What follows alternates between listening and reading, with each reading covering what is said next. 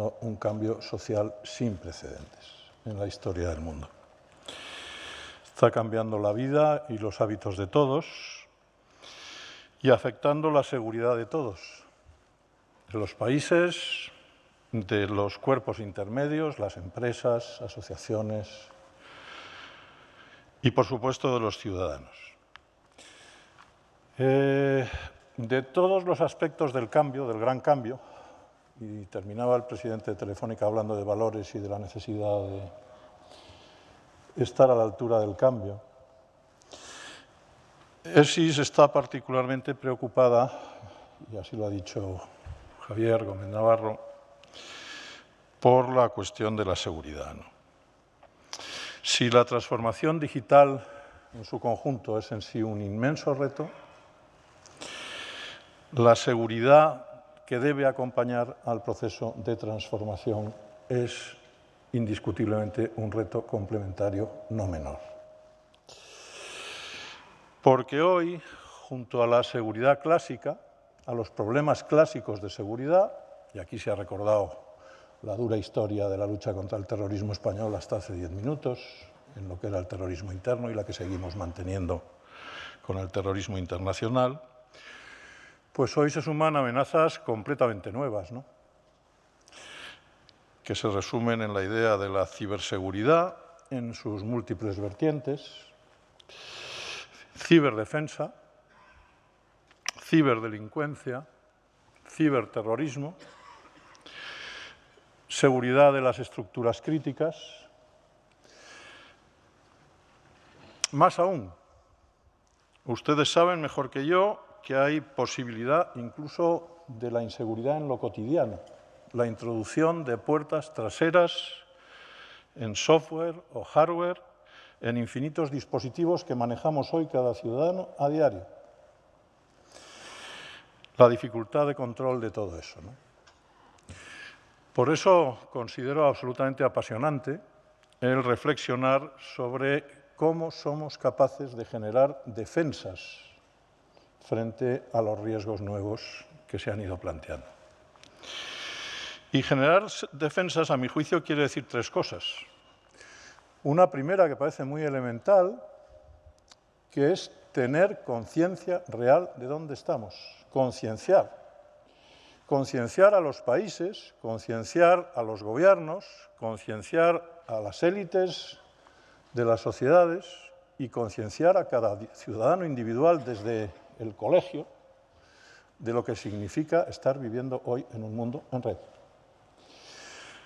En segundo lugar, y ya se ha mencionado, la necesidad de articular los sistemas normativos necesarios para afrontar las novedades, y creo que ustedes son muy conscientes de la dificultad de desempeño.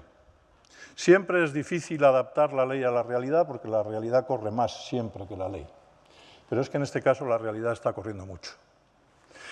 Y al correr mucho, pues nos planteamos delitos transnacionales, nos planteamos barreras a la asistencia y a la cooperación judicial entre los jueces y fiscales, nos planteamos la necesidad de articular las certificaciones actuales de seguridad para los productos con un criterio común en el mundo entero y nos planteamos, y aquí hay legisladores sentados, la dificultad de legislar, cómo se legisla sobre estas nuevas realidades. Y tercero, conciencia, resolución normativa de la realidad o afrontar normativamente la realidad. Y tres, medios a la altura del desafío.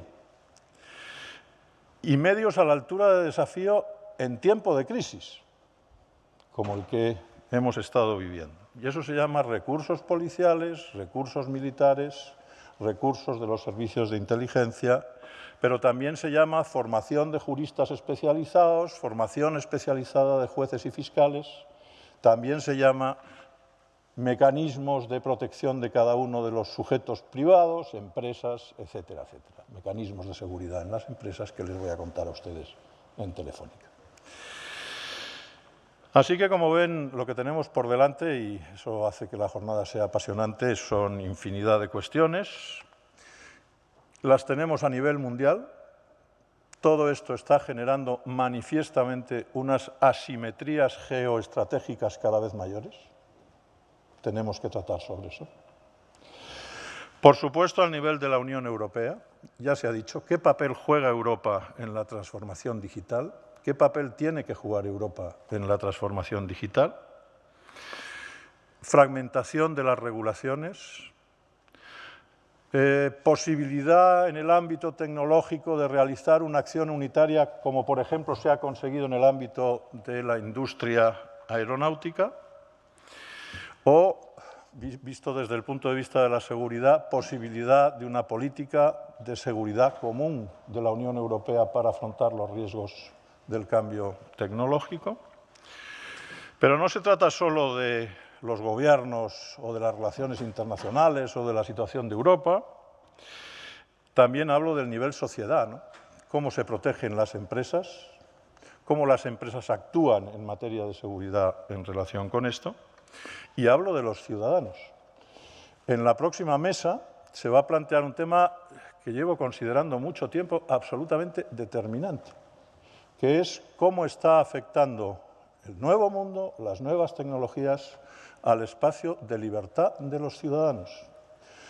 Y no solo por el binomio libertad-seguridad, hasta dónde llegamos con la seguridad para proteger la libertad, sino al nivel de todos y cada uno de los derechos fundamentales, porque como ha dicho el presidente de Telefónica, esta es una cuestión de valores, y aquí tenemos en danza la privacidad, la libertad de expresión, por supuesto la propiedad, por supuesto la seguridad, es decir, la necesidad constitucional de articular una nueva tabla de derechos fundamentales de la persona a proteger frente a las nuevas realidades de la sociedad que estamos viviendo.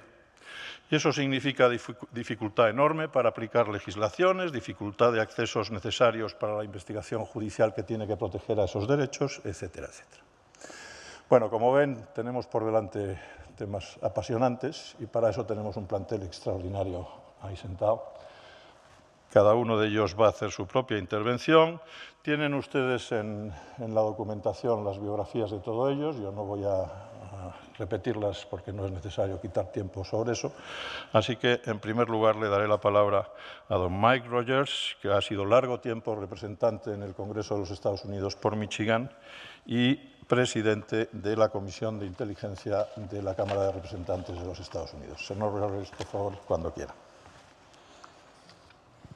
Well, thank you very much. I apologize. My Spanish is awful. So thanks for having me. And I want to, it's an honor to be here for sure.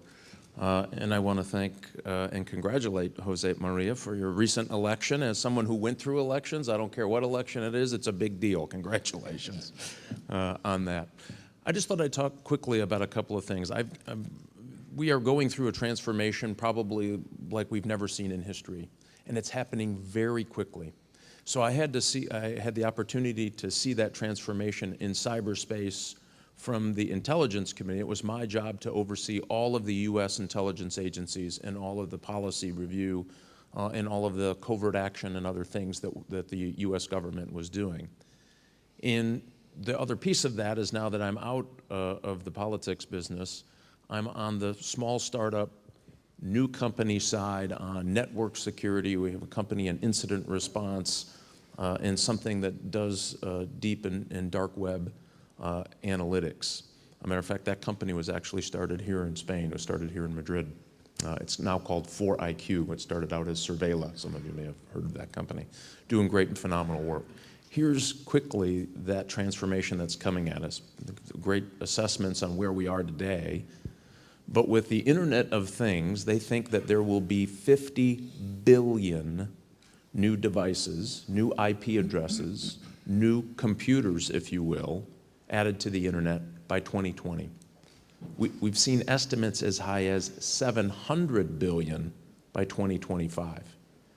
So if you think about that, what that means is if you're in the security business, that is just a heart attack waiting to happen. Because all of that becomes a new attack surface to all the good things we want to have happen in the Internet. The Internet of Things can be wildly prosperous for all of us. So you think about the efficiencies that come with connecting your refrigerator, your garage door opener, your computer, everything that you do and touch will now be connected to the internet. There's some very positive economic results from that. There's also some very big negatives from that. The most recent example was something called the Dyn attack. It happened last fall, where somebody went to the dark web, rented a botnet of about 100,000 devices, meaning somebody had already gone out and corrupted people's digital cameras, their refrigerators, their printers. And they put 100,000 of these devices together and attacked what is the traffic cop for the internet, basically, located on the East Coast and West Coast of the United States. And it shut down the internet. And by the way, he did this, it was not a nation state, it was somebody who had an axe to grind. And he did this for about $1,000. He rented that botnet to attack an American company. He was from America as well. Shut it down for about 2 hours. So you think Instagram and Twitter, all of that went down for about 2 hours. And if you think about the economic impact of that, it was real, right? If your business depends on the internet operating and it goes down for 2 hours, that's real money out of your pocket. So we've already seen the challenges coming from the Internet of Things. And I don't know about the rest of you, every time I walk by my refrigerator, I think it's working against me already, let alone it really is against me in the Internet of Things. And no company, by the way, there was a survey about 2 years ago that asked companies who were producing devices that were going to be connected to the internet, what percentage of them were thinking about security. 25% of those manufacturers said they were thinking about security, which means there is no security going into these new devices. This is that new policy debate that we're having in America. Certainly Germany is kind of leading it in the EU, and we're going to have some sense of an international understanding of what security looks like on devices that are added to the internet. And if you think about it, cars are coming next. This is a huge addition. It's happening faster than I even anticipated. Driverless cars are already operating in Pittsburgh, Pennsylvania in the United States, and they're operating in a small town in Arizona. And they're getting ready to start exporting that technology to other towns across the United States. That happened a lot faster. And if you think about it, there is more than one IP address coming from every car. You have all the mechanics that mechanisms that get reported back to the company that send you a note that say, hey, you need your oil changed or your filter needs changed. And then you have all of the connected satellite IP that is going to happen to make sure that car goes where it's supposed to go and stops where it's supposed to stop. But unfortunately, those have been hacked as well. Add to that the coming onslaught of AI, artificial intelligence, and we are going to have some huge challenges. The percentage of AI operating already in data streams, and Telefonica can certainly tell you that, the percentage of machine-generated data is already hitting that 50% mark, meaning that machine-to-machine data is already taking a big chunk of that data and will only likely do more. Now, there's some huge, powerful benefits from AI. We've already found in AI that they have been able to diagnose certain cancers if you get all the right inputs, better than a physician. They've gone through running these tests. Pretty impressive. That's a great benefit of AI. We're already seeing it in the cybersecurity space, where we can, machine to machine in real time, knock out and identify malware quicker than a human analyst can do, thankfully. That's happening, and it's all good. We're also seeing some negative things from AI, as you might imagine. There was a robot that was given access to the internet for 24 hours, and then the professor who was running this project inputted all of his personal notes over his entire career into the robot. At one point, they asked the robot, will robots actually dominate the world? And this was kind of a scary thing, if you think about it. That robot came back and said, well, we will likely evolve to Terminators. Everybody see that movie? That gives you a pause right there. And it said, but you are my friend, and for my friends, we will keep you in a people's zoo so we can keep an eye on you. Meaning if you're not his friend, that's not all that great for humankind. And this is what that particular robot learned by being on the internet. And so there's lots of conversations about how we make sure that there are controls on AI as it gets very, very sophisticated. And the second piece of that, and then I'll turn it over to my distinguished panelists, is the social impact of this new digital, really transformation of the world, is that the largest employer for middle-aged men in the United States are drivers. So we're getting ready to eliminate the need to have drivers, probably within the next 10 years. What happens to, it's about 5 million people, remember, taxi cab drivers, buses, service cars, your regular transportation. Truck drivers alone in America, about 3 million jobs, dominated by men, and that is, again, leads to that high number. What happens when AI replaces those jobs? They're not likely going to be coders, right? And it's going to happen here in Europe as well. We have to really start thinking about what is the social impact of all of this technology, not only from a security perspective, but on a social perspective as well. And so we've got a lot of ground to cover in the years ahead. And it's happening so fast, candidly. I know the US government is not keeping up policy-wise or legal framework-wise, and I'm going to guess that Europe isn't keeping up either. Thank you.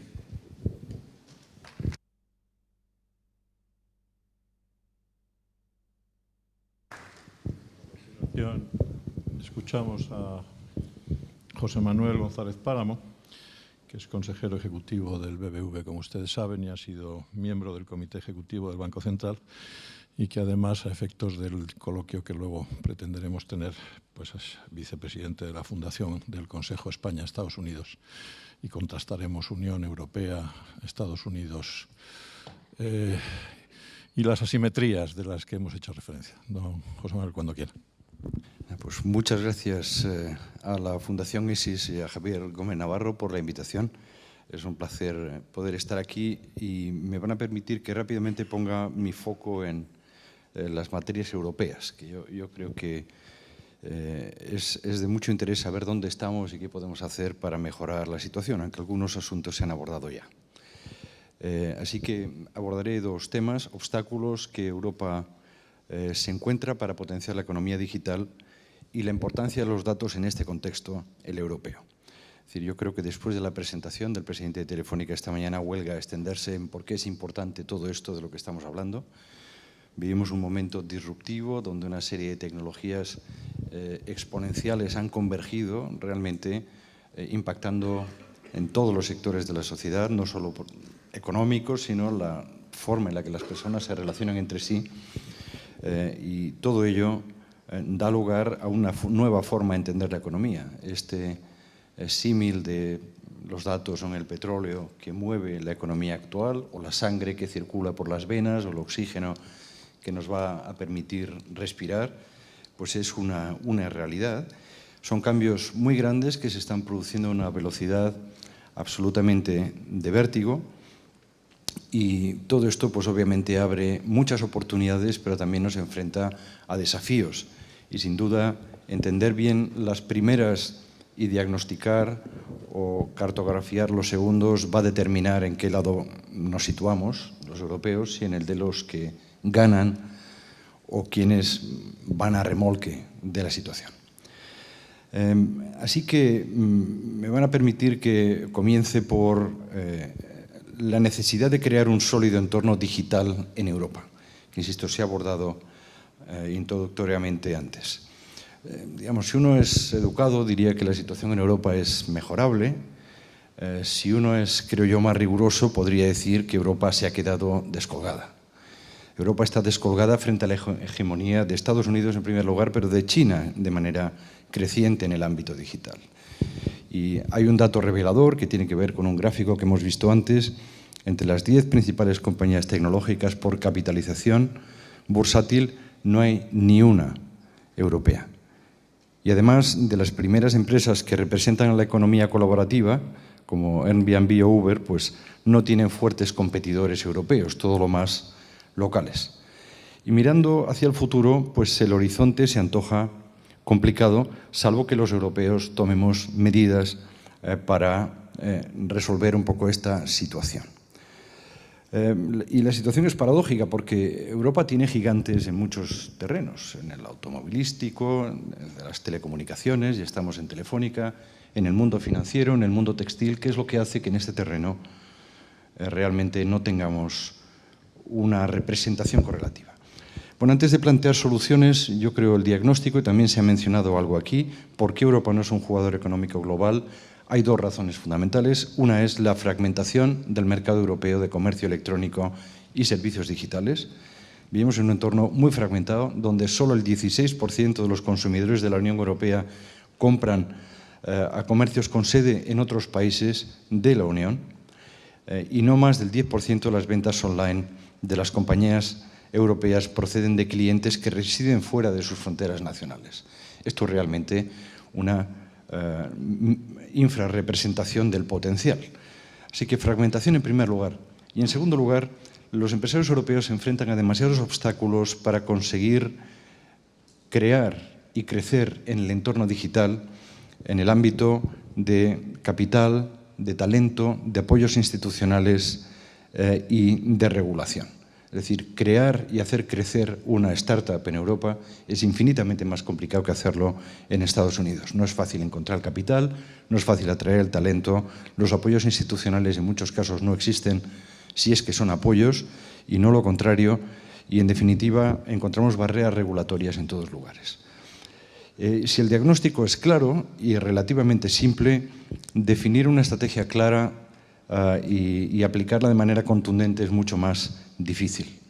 Así que voy a permitirme apuntar solo dos alternativas, porque realmente hay dos enfoques aquí, dos maneras de afrontar el problema.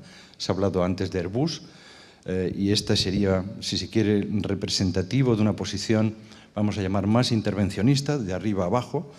Digamos, son los gobiernos o los estados los que impulsan una acción que luego eventualmente se extiende al conjunto de la sociedad. Bueno, no olvidemos que en el origen de Internet y otros avances también han estado los estados y intereses geoestratégicos.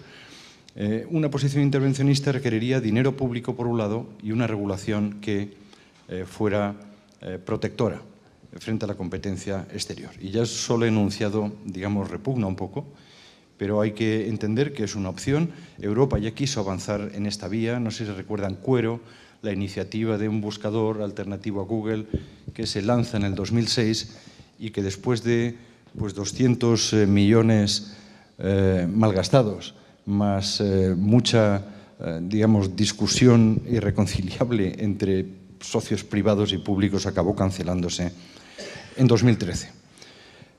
Hemos tenido más éxito en Airbus, efectivamente, así que quizás convenga repasar la experiencia y preguntarse por qué falló la iniciativa Quero. Si uno adopta una posición más liberal, que se fundamentaría en el fomento de las condiciones que dan lugar a que el sector privado pueda crear empresas apalancadas en lo digital en toda la Unión Europea sin fronteras interiores, hay al menos tres áreas en las cuales se puede trabajar para reducir la fragmentación del mercado europeo. La primera, en la que se está trabajando muy a fondo, es la creación de un mercado único digital. Es decir, en lugar de 28 mercaditos basados en normas propias, permitir a las compañías alcanzar la escala que necesitan para ser eficientes, eliminando barreras internas. Se está trabajando aquí en serio y tenemos, digamos, publicado en Internet, en la página web de la Comisión y del Parlamento Europeo, los progresos que se hacen al respecto. Así que mercado único digital. En segundo lugar, potenciar el mercado único en otros ámbitos que interfieren con lo digital, porque para que las compañías en un ámbito como el europeo se enfrenten a la ausencia de barreras, tienen que mirar, por supuesto, a lo digital, pero también en otras que no se encuentran en países como Estados Unidos o China, al menos con esta intensidad. Y aquí pensamos en impuestos o pensamos en regulaciones específicas de sectores.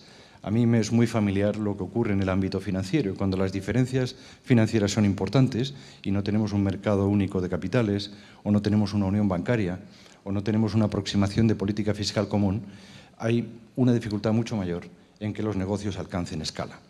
Y luego, en tercer lugar, hay otras medidas que serían medidas o acciones que mejorarían el acceso al capital.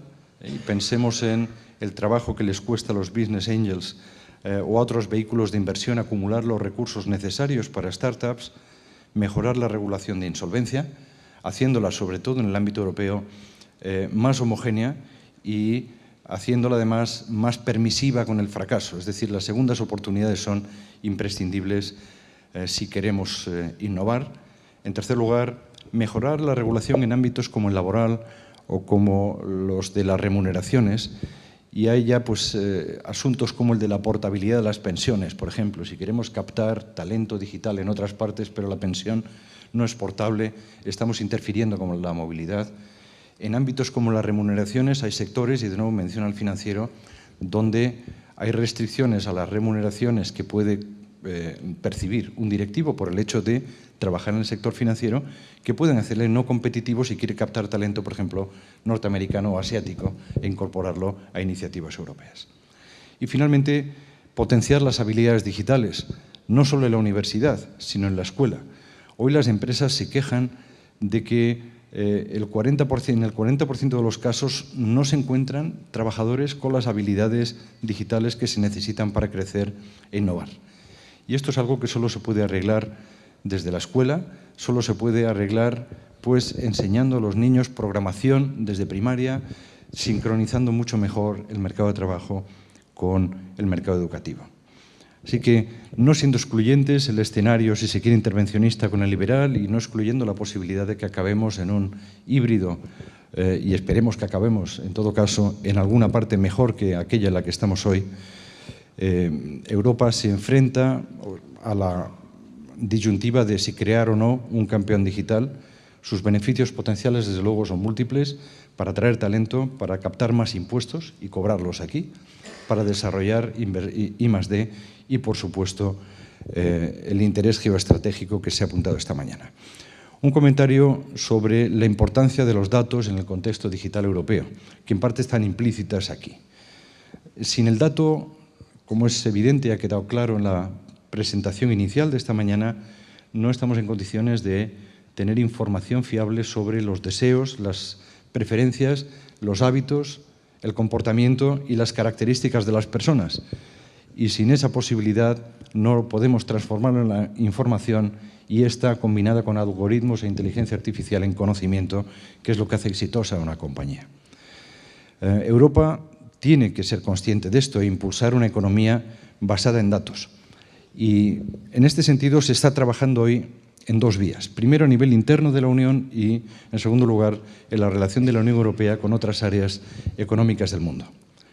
En el ámbito interno, el marco normativo adecuado para proteger los flujos de datos y los servicios basados en los mismos es algo que está recibiendo atención de las autoridades, tanto en lo que se refiere a datos de tipo personal, ya que hay que decir con optimismo que ya tenemos un Reglamento Europeo General de Protección de Datos que en principio se va a aplicar de la misma manera en todo el ámbito de la Unión, a expensas de que las agencias de protección de datos, que todavía son nacionales, no pongan piedras en el camino. Yo creo que tenemos aquí un asunto que vigilar muy de cerca, porque si tenemos la ley y tenemos el reglamento, pero quien lo ha de aplicar tiene intereses propios, podemos estar, digamos, dejando vacío de contenido esta creación de mercado único que queremos. Y, en segundo lugar, en cuanto a datos no personales, lo que se quiere potenciar ahora por parte de la Comisión Europea es que el flujo de datos no personales aumente, y para ello se quieren eliminar obstáculos que impiden el libre flujo de estos datos dentro de las fronteras de la Unión, por motivos distintos de la protección de datos personales. Y aquí hay tres líneas en las que se está trabajando, y yo creo que hay que ser positivo. Uno, eliminar restricciones de localización de datos no personales, y a veces no es tanto la legislación, que sigue siendo un obstáculo a asuntos de localización y ubicación, como de percepciones. Hay compañías que no los transfieren porque tienen la percepción de que esto es muy negativo allí donde la legislación lo permite. En segundo lugar, el promover el acceso y reutilización de datos no personales generados por máquinas. Hay que ser consciente del enorme potencial que tendría la promoción de este acceso y reutilización en términos de ingresos, ahorro de costes, experiencia y cliente, y mejor toma de decisiones para las compañías europeas. Y, en tercer lugar, se está trabajando en portabilidad de datos no personales. Y aquí hay incertidumbres sobre la portabilidad. Existen incertidumbres en las que la Unión Europea debería trabajar para potenciar este flujo de los datos, y esto está muy vinculado a la cuestión de la interoperabilidad. En cuanto a la relación con terceros países, yo creo que aquí hay que subrayar lo siguiente. Por una parte, en datos personales, que es una materia muy sensible, sobre todo tenemos experiencias pasadas en relación con la explotación masiva de datos personales sin la debida autorización. Hay que enfocar nuestra relación con Estados Unidos porque es una relación en la que nos va mucho.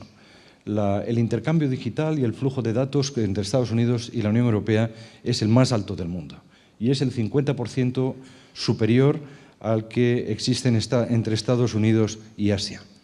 En el momento actual tenemos un acuerdo, el Privacy Shield, el escudo de privacidad, que está en vigor, que funciona bien, que supera limitaciones del Safe Harbor Agreement que teníamos anteriormente, pero que ha de ser revisado cada año. Esta vez nos toca después del verano y esperemos que cambios en el mapa y en el entorno político no dificulten la actualización de este acuerdo que es tan importante para el intercambio de datos personales con los Estados Unidos. La Unión Europea, además, pretende impulsar, y esperemos que tenga éxito, la relación con Asia-Pacífico y con Latinoamérica. En relación con datos no personales, aquí no hay una regulación acordada entre regiones.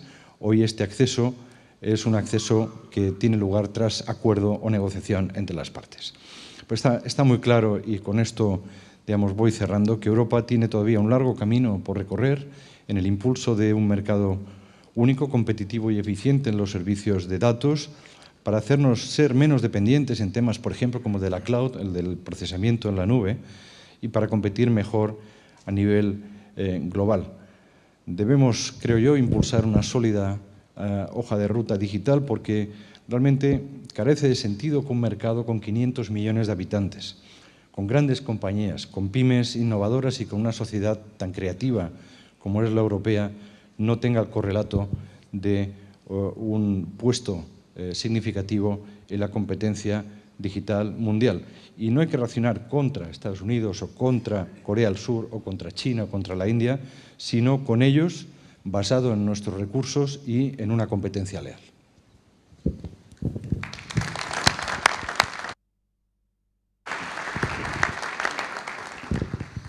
Bueno, muchas gracias, don José Manuel. Don Emilio Lamo de Espinosa, uno de nuestros grandes sociólogos. Muchas gracias. Presidente del Instituto Elcano. Muchas gracias, Ignacio. Mi agradecimiento a la Fundación y a Telefónica por invitarme a participar en esta mesa redonda. La ventaja que tiene hablar el último es que casi todo lo importante ya se ha dicho y además todo el mundo está deseando irse a tomar un café, de modo que prometo que seré breve y que podremos irnos. Pero esto me permite olvidarme de la presentación y de la ponencia que tenía prevista y más bien hacer comentarios a lo que hemos venido oyendo a lo largo de la mañana, ¿no? Comentaba Javier Solana antes, y tiene toda la razón, que vivimos en un mundo geopolíticamente de enorme incertidumbre, ¿no? No paramos de ir de cisne negro en cisne negro, de eventos improbables que causan enormes disrupciones. Así llevamos prácticamente ya 2 años, ¿no? El mundo de la tecnología se caracteriza más bien por lo contrario. Sabemos claramente por dónde vamos, cuál es el camino. Lo que no sabemos es cómo controlarlo. La sensación que tenemos es que más bien hemos entrado en un mundo de poderoso determinismo tecnológico, como decían algunos sociólogos clásicos, ¿no? Escuchando esta mañana la brillantísima, interesante intervención de José María Álvarez Pallete, yo me acordaba de un libro clásico del año 70 de un sociólogo, Alvin Toffler, que se llamaba El shock del futuro. La visión que daba Toffler es que el futuro se nos acercaba como si fuera un tren a toda velocidad o como si nosotros fuéramos en un tren a toda velocidad que no sabemos a dónde va y la pregunta inmediata era, por favor, que se pare, que yo me bajo. Esto va demasiado rápido. El ritmo de destrucción creativa, de cambio social acelerado es de tal calibre que verdaderamente produce cierta sensación de vértigo. No sabemos bien hacia dónde vamos con toda velocidad. Lo cierto es, evidentemente, que estamos ante la segunda gran revolución económica y social del mundo, después de la tercera quizás. La primera fue la revolución agrícola de finales del Neolítico, la segunda sin duda la revolución industrial. La revolución industrial se articuló sobre la base de energía barata, el carbón primero, el petróleo después. Eso permitió la emergencia de la fábrica, eso catapultó a Occidente sobre el mundo. Hoy estamos en la tercera, que es la revolución digital, la transformación digital, basada no en energía barata. Esa sigue siendo la base, no lo olvidemos. Nuestro mundo sigue dependiendo de la energía, la información depende de la energía, pero en el fondo lo que es nuevo es la información barata. La información no vale nada, prácticamente, el precio de la información ha caído dramáticamente. Cualquier joven con una simple conexión a Internet tiene acceso pues, a prácticamente la totalidad de las obras de la humanidad, casi toda la música, etcétera, etcétera. La cantidad de información que es posible captar con una simple conexión a Internet es simplemente abrumadora. De modo que estamos ante la revolución claramente de la información que permite el conocimiento. A medida que la información es más barata y más fácil de acceder, lo más importante es el conocimiento. Lo importante es discriminar la información del ruido. Discriminar lo que es información valiosa de lo que no lo es, y eso no es tarea de la información, eso es tarea del conocimiento. Esta revolución se está realizando a un ritmo muy superior al ritmo y en relación con las dimensiones de lo que fue la revolución industrial. De acuerdo con los 3 parámetros con los que medimos el cambio social, la extensión, la intensidad o profundidad y el ritmo, esta es mucho mayor que la revolución industrial. Esta es global. No hay país, no hay área, no hay región que esté al margen del proceso digitalizador.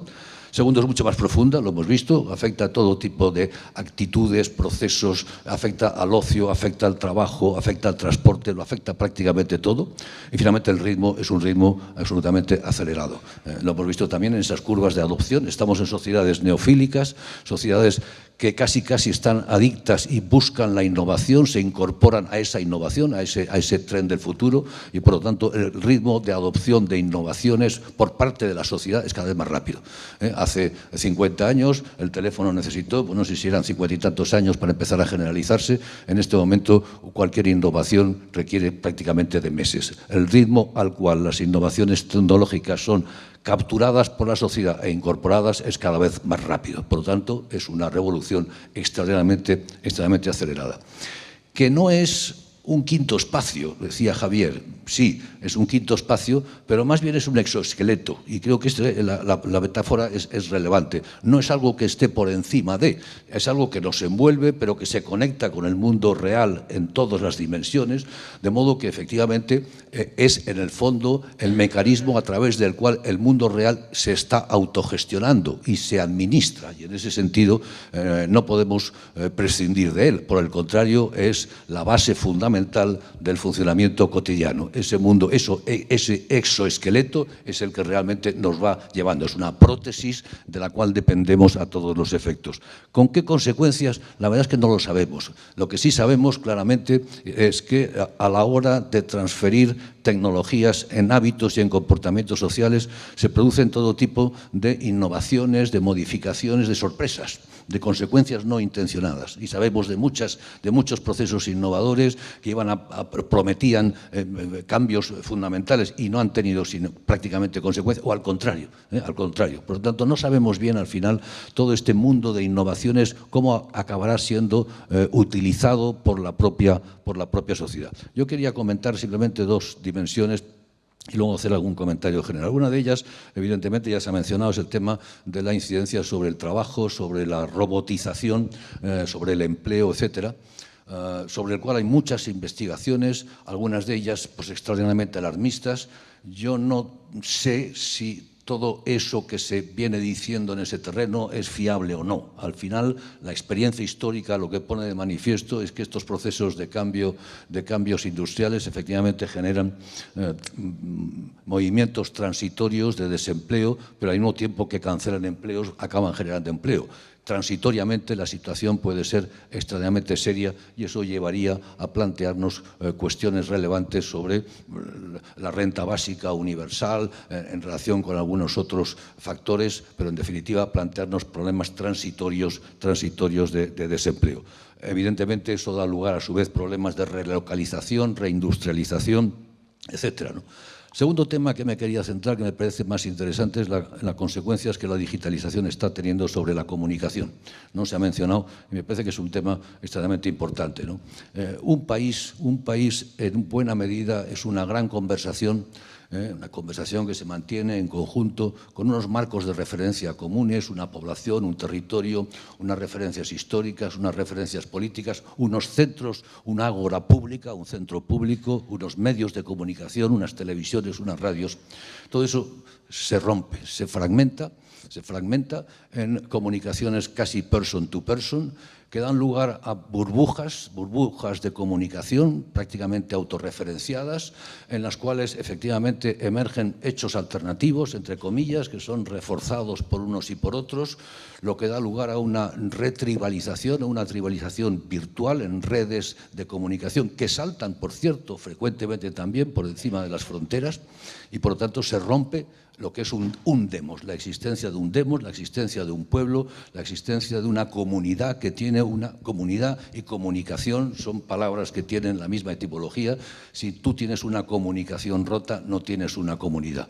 La importancia que está teniendo la digitalización, las redes sociales sobre las comunicaciones y sobre la desestructuración de lo que han sido las naciones clásicas o los demos clásicos, me parece que es extraordinariamente importante y quería resaltarlo porque no se ha mencionado, ¿no?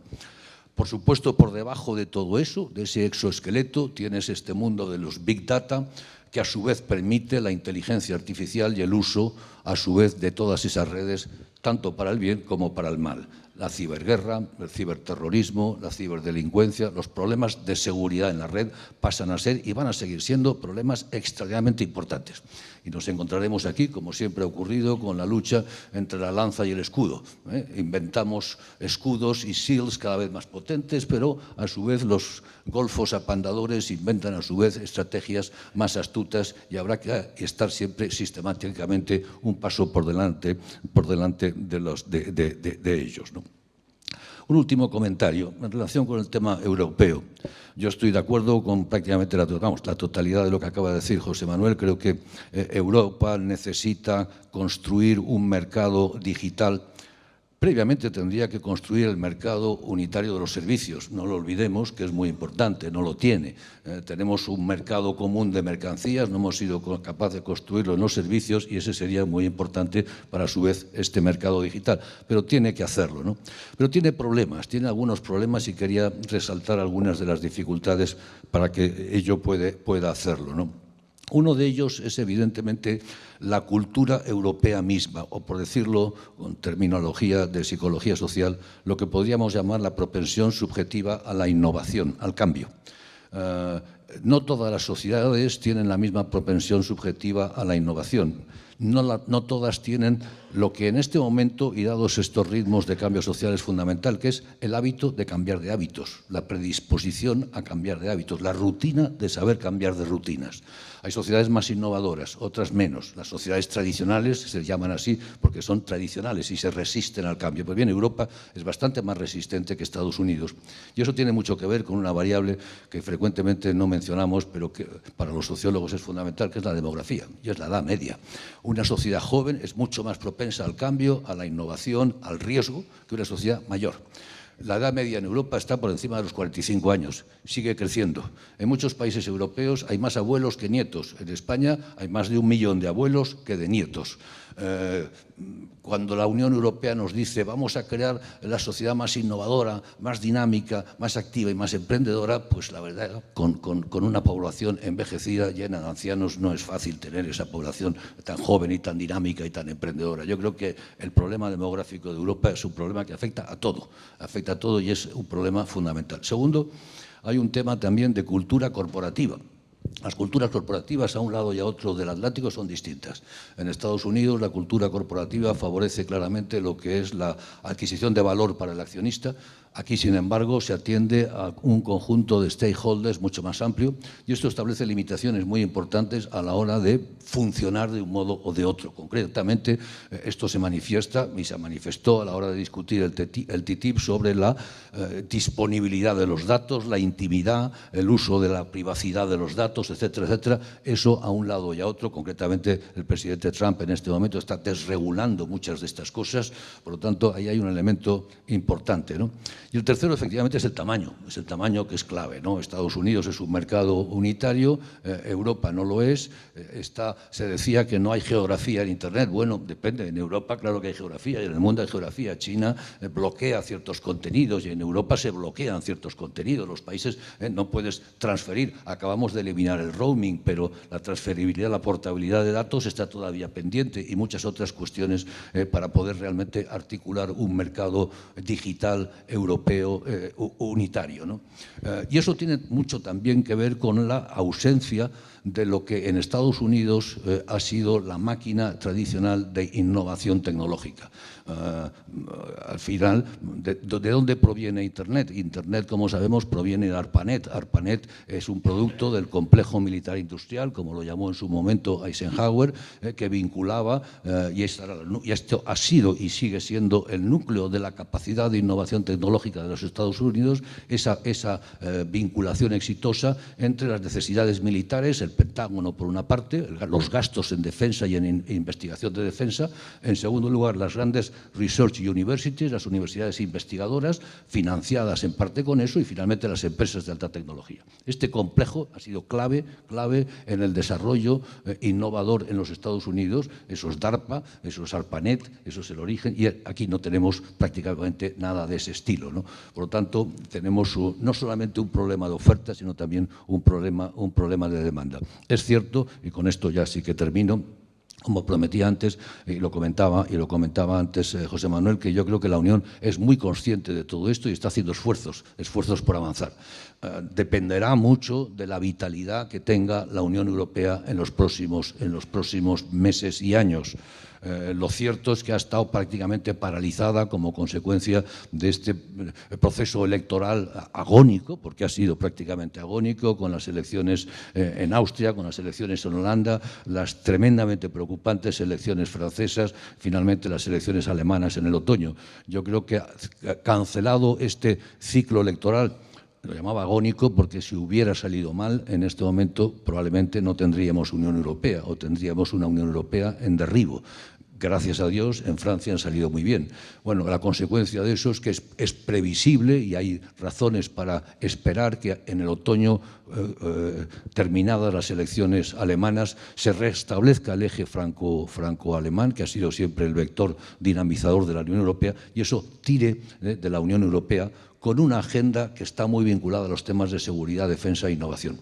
Una agenda que está vinculada a estas cuestiones. Por lo tanto, tenemos razones para ser moderadamente optimistas en el futuro, pero es cierto, hemos perdido el tren de las grandes tecnologías clásicas. Vamos a ver si somos capaces de recobrar el tren de las tecnologías de 5G, de las supercomputadoras, etcétera, es decir, de los automóviles, etcétera. Todo ese tren de las nuevas tecnologías, a ver si somos capaces de recobrarlo, de subirnos a él. Muchas gracias.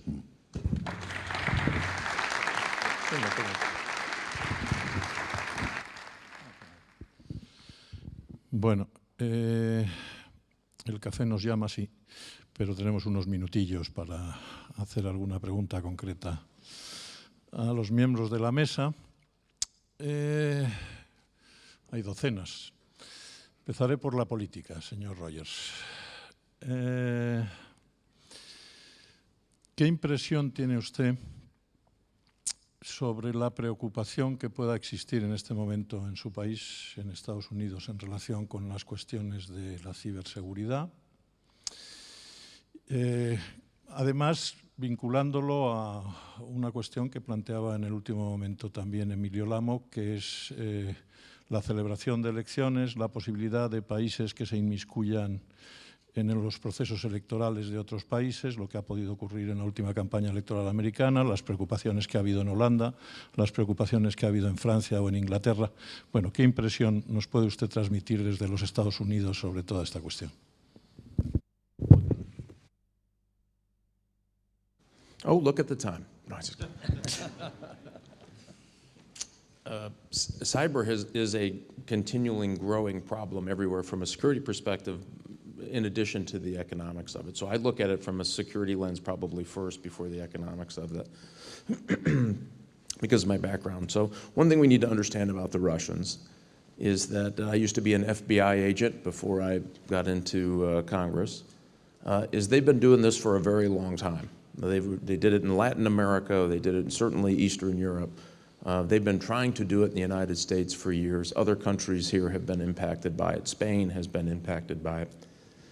And now they just have a new tool in their toolkit, which is cyber, which means you could, in the old days in Latin America, there's a great book called The World Was Going Our Way. It was by a former KGB archivist who stole a bunch of documents and then disclosed them. And it talks very plainly about how the Russians were trying to influence elections for their own benefit across Latin America. And at one time, they thought that they were winning that debate.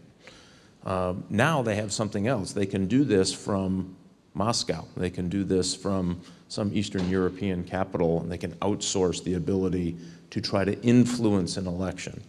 So that part I don't think is debatable, even in the United States, that they certainly made that attempt. But you can see how wildly successful it has been because of we're still fighting about it in America today, about did they or didn't they, or how much influence did they have or didn't they have. So they didn't even have to get it exactly right.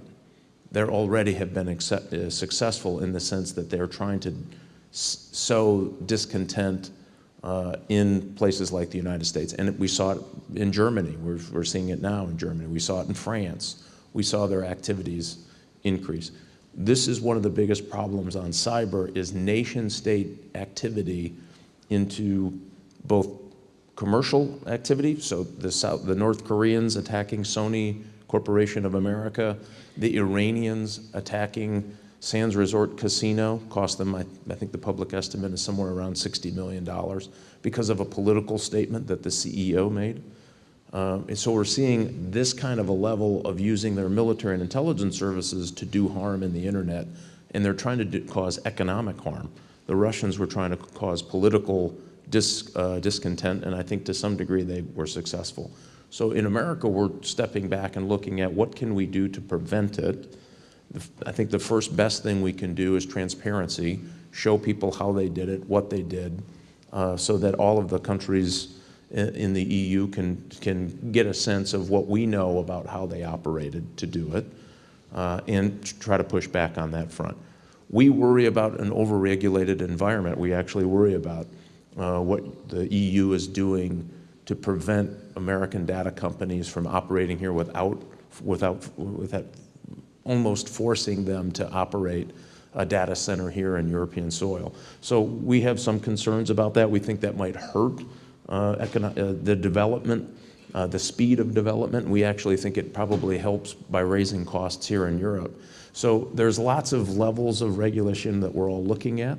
The problem, again, with, and certainly in the US Congress, and I can tell you it happens here in Europe as well, is they can't keep up with the change in technology. By the time our US Congress, and I was one for 14 years, comes up with the rule and regulation, the threat of which they have been looking at is long past, right? The threat has changed. Ransomware, within the last 3 years, I think there's something like an 8,000% increase in ransomware. And you saw that Europe was hit by this recently. The we're getting hit by it a lot. So we're gonna have to solve this through the private sector and some international norms that don't create a product protection environment here in Europe.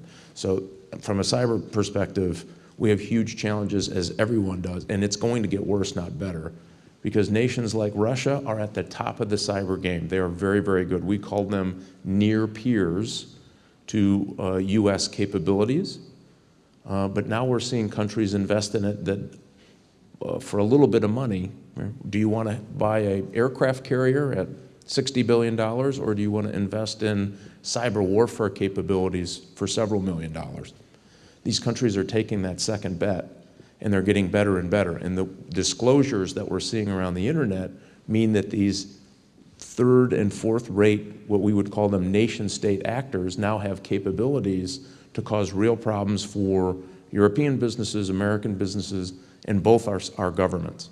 So this is the challenge that we have moving forward on those nation states. And the other part of that is when non-nation states decide they want to get into the game of disruption, or corrupting data, or destroying data, we're going to have a huge and big problem, all of us. And you can see that light at that end of the tunnel, and it's the train coming at you. It's not a good day for all of us. And I don't know how we're going to regulate that together. So what we need to do is have that international standard where we can all agree on the international standard, and then we're going to have to empower the private sector, even companies like Telefonica who have ramped up their capability in protecting data and securing malware coming across, getting to your phone. We're all going to have to share that data so that we can all stay on top of it. It's really the only way we're going to get ourselves out of this growing problem.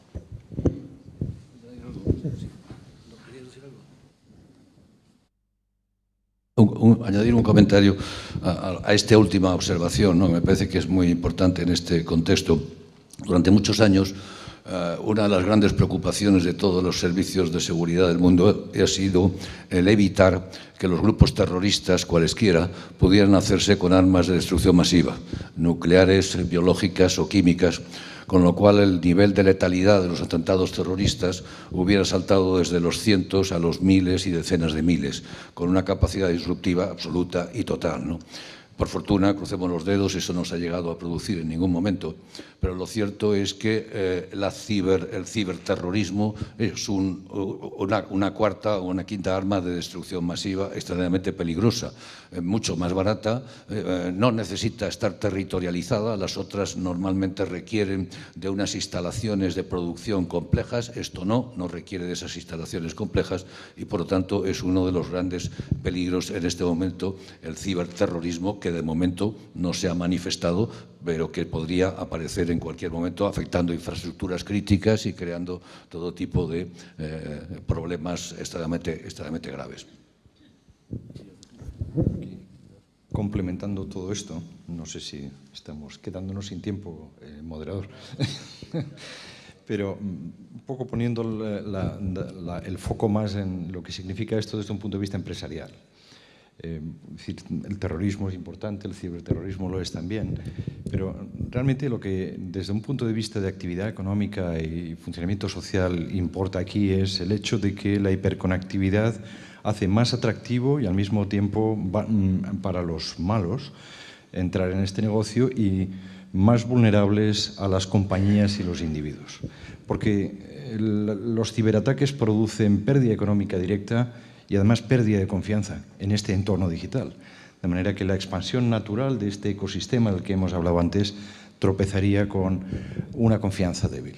Y para combatir esto no hay medidas simples. Se han mencionado, empezando si se quiere por el final, y estos comentarios que ha habido acerca de los estándares internacionales. La regulación. Y es una pieza fundamental.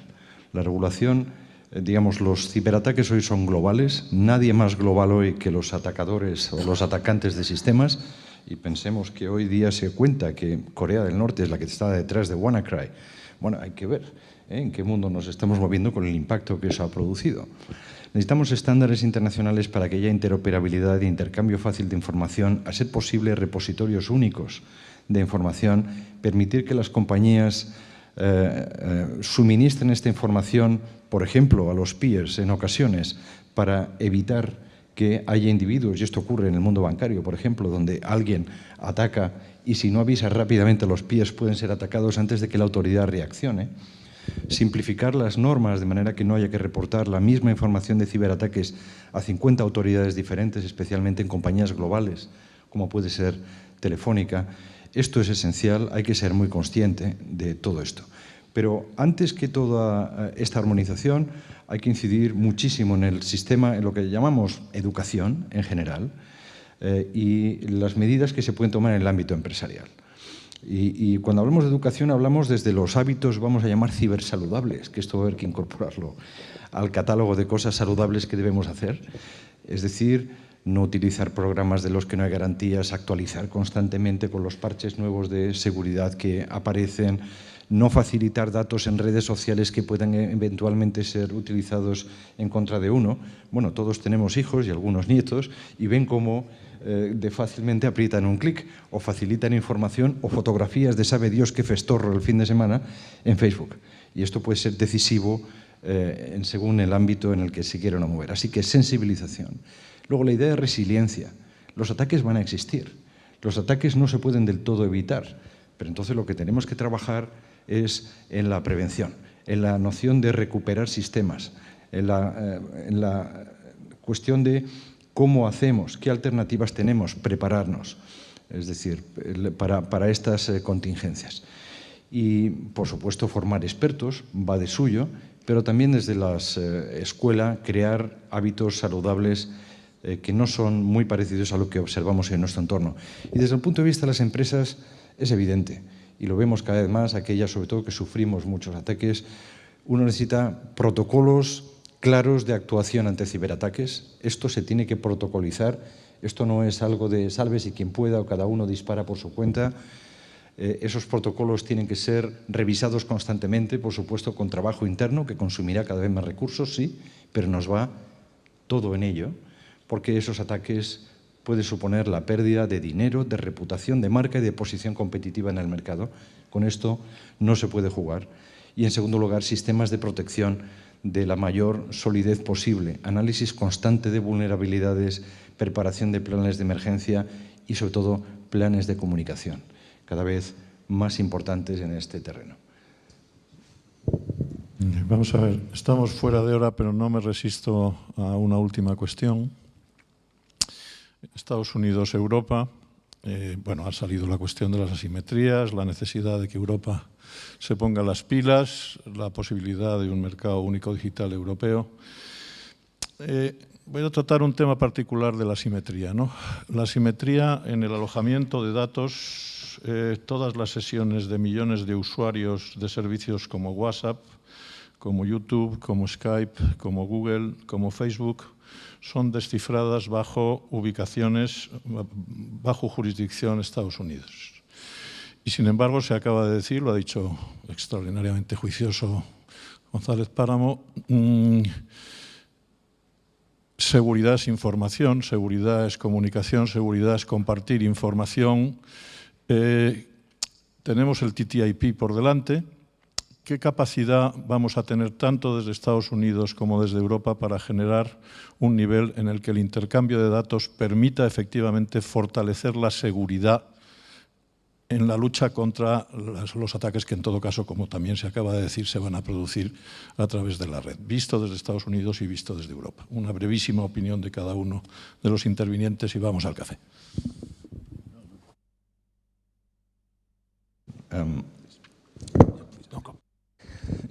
Bueno, ahora hablo, si se quiere, también como, antes no lo he mencionado, soy presidente para Europa del Transatlantic Business Council. Este asunto es central.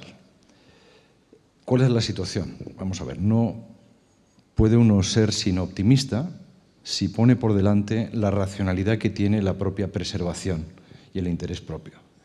Tenemos ahora mismo un Privacy Shield que está funcionando, pero que va a ser revisado cada año. Por eso antes decía, esperemos que los cambios en el contexto político no hagan más difícil la continuidad de este tipo de acuerdos, porque en ello se basa la economía transatlántica, insisto que es la más dinámica del mundo. Hay señales de esperanza. Por ejemplo, pese a todo, y cada cual que interprete esto como quiera, el Tesoro norteamericano acaba de publicar un informe muy positivo en torno a la necesidad de adoptar estándares comunes, simplificar los reportes, etcétera, etcétera. Yo creo que si bajo la superficie y sin la polución del debate político en el día a día entendemos que yo creo que el progreso del área transatlántica depende de mantener dinámica esta cuenca, y hoy día lo que fluye, como se decía antes, no es petróleo, sino que son datos, pues estaremos donde queremos. En otro caso, que no quiero pensar porque es irracional desde el punto de vista de preservar el propio interés, pues, en fin, tendremos que arrostrar las consecuencias. The good news is there's lots of efforts to try to harmonize what the requirements are on data protection. Sometimes we confuse privacy and security in these debates. I think you have to have both. And sometimes I think Europe's challenge, the EU's challenge, is that the EU has the privacy jurisdiction under its constitutional authority, but it doesn't have its securities. The state security enterprises are very separate and very different.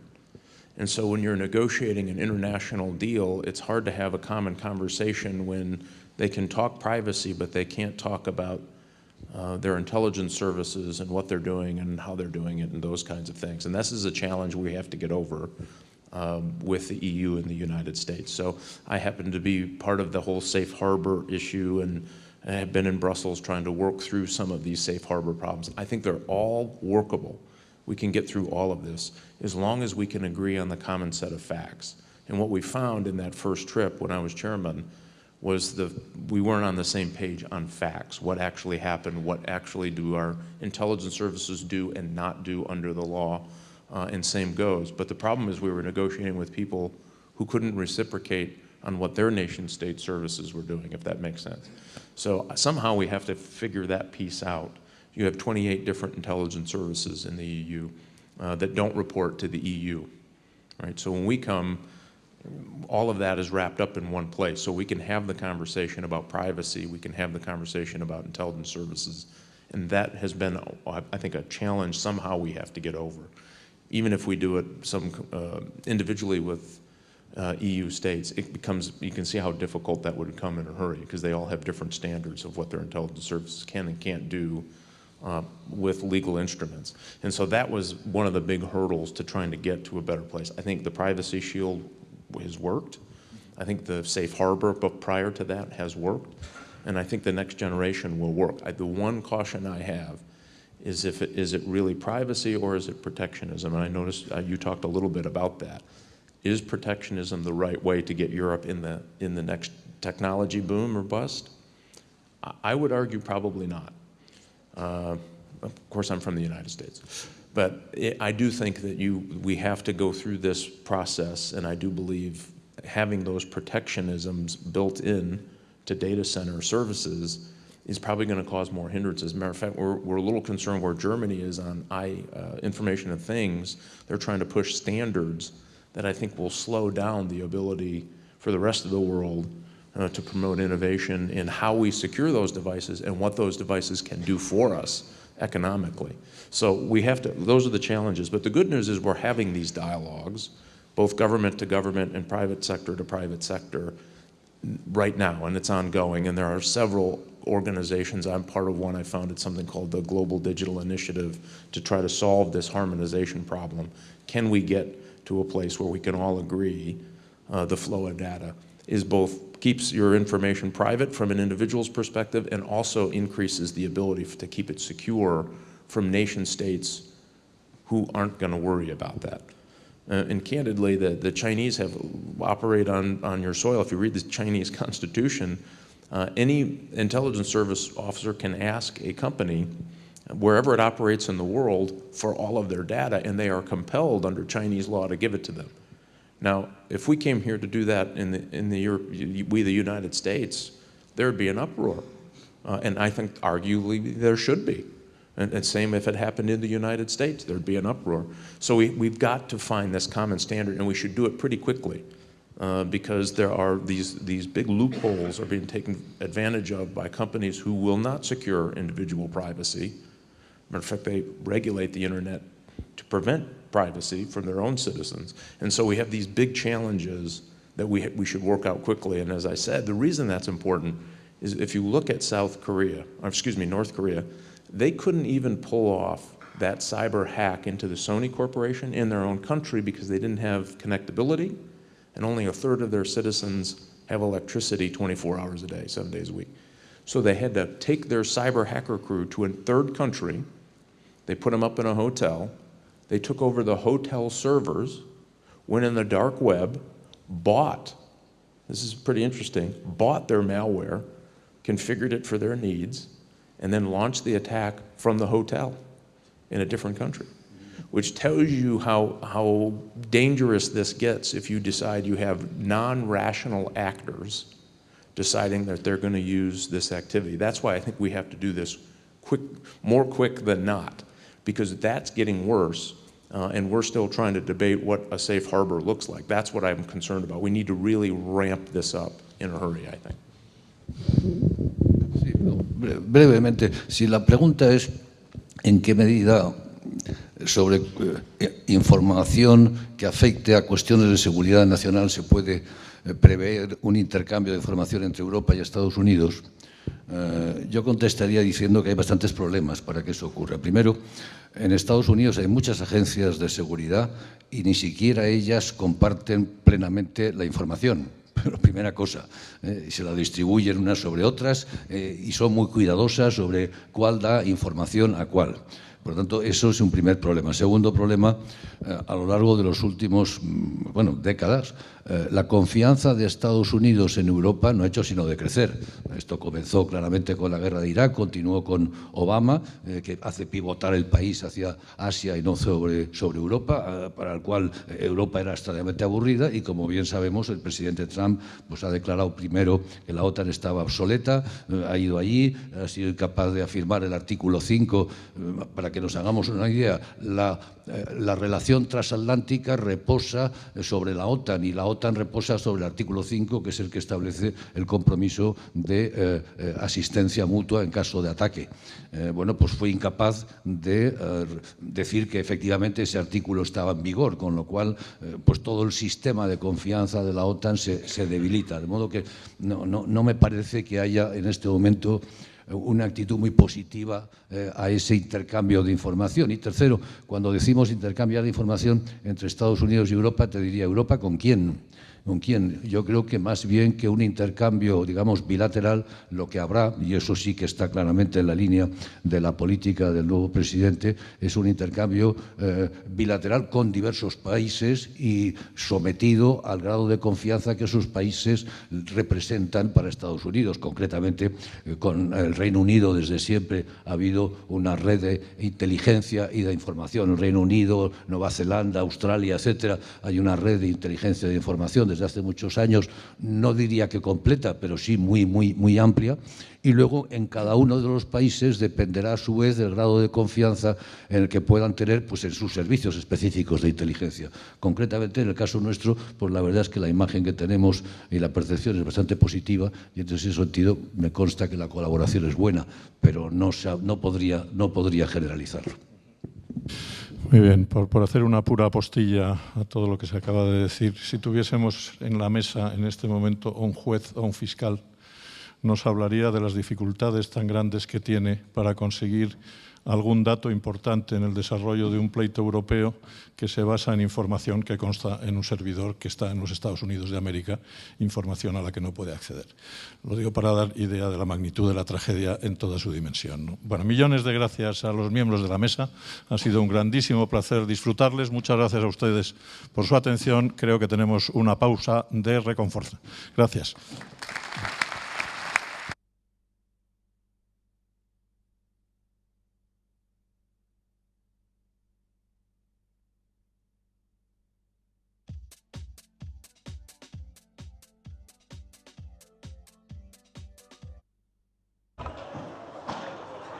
Sí. Bien, tenemos una pausa de media hora. Vamos muy justos en el tiempo. Se está cumpliendo con mucho rigor. Por favor, sean puntuales a las 12. En esta media hora vamos a disfrutar de los servicios de Telefónica de voz y datos, los que tengan la compañía, y de café y de aseos. Gracias.